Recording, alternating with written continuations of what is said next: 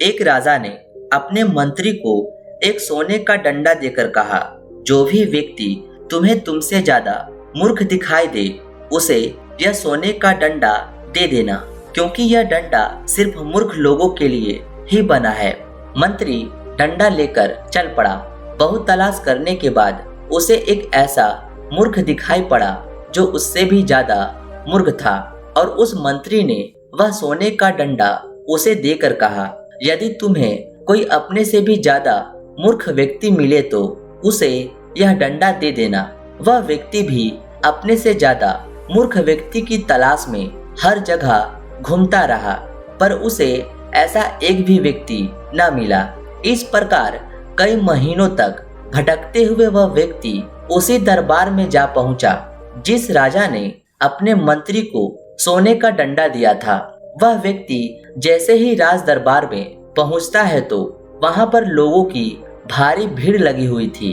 तभी वह व्यक्ति उस सोने के डंडे को अपने थैली में डालकर राजा से मिलने पहुंचा, तो उसने देखा कि राजा तो बहुत ज्यादा बीमार पड़ा था और वैद्य भी उनकी नब्ज देख रहे थे। तब राजा ने सभी लोगों से कहा, मेरा अंत समय आ चुका है, अब मैं इस संसार को छोड़कर जा रहा हूँ। तभी उस व्यक्ति ने राजा से कुछ पूछने की आज्ञा मांगी। राजा ने कहा, पूछो, क्या पूछना है तुम्हें, मगर जल्दी पूछो। फिर उस व्यक्ति ने पूछा, महाराज, आपकी सेना, हाथी, घोड़े और जो राज्य आपने कई राजाओं और लोगों को मारकर जीता है, उन राजाओं से जीता हुआ सोना, चांदी, हीरे मोती, इन सब का क्या होगा? यह सुनकर राजा के आंखों में आंसू आ गए और कहा, ये सब अब मेरे किसी काम का नहीं है, ये सब अब यहीं रहेंगे।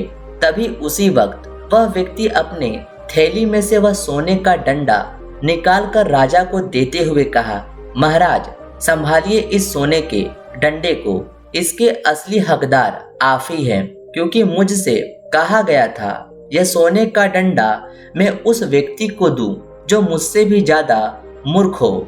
लेकिन मुझे यह कहने में कोई डर नहीं है कि महाराज, आपसे ज्यादा कोई और मूर्ख हो ही नहीं सकता, क्योंकि जब आपको पता था कि यह सोना, चांदी, हीरे मोती और इतने बड़े बड़े राज्यों को आप मरने के बाद ऊपर भगवान के पास नहीं ले जा सकते हैं, तो फिर आपने इतने लोगों को क्यों मारा?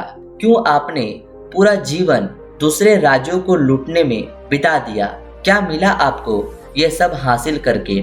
इसलिए मेरे हिसाब से महाराज, पूरी दुनिया में आपसे बड़ा मूर्ख कोई हो ही नहीं सकता। इसलिए मैं आपसे माफी मांगता हूँ, लेकिन यह डंडा आप ही रखिए। यह कहकर वहां से वह व्यक्ति चला जाता है। तभी राजा अपने डंडे को देखकर रोने लगता है। उसने मन ही मन सोचा कि वास्तव में दुनिया का सबसे बड़ा मूर्ख मैं ही हूँ, क्योंकि मैंने बुरे कर्म तो बहुत किए मगर अच्छा कर्म एक भी नहीं किया। इस बात का राजा को बहुत ज्यादा पछतावा होता है। तो दोस्तों, जीवन में हर एक इंसान को हमेशा अच्छे कर्म और दूसरों की भलाई करनी चाहिए, क्योंकि दोस्तों, इंसान के मरने के बाद अच्छे कर्म और बुरे कर्म ही उसके साथ जाता है। दोस्तों, इस कहानी से आपने क्या सीखा? कमेंट कर हमें जरूर बताएं।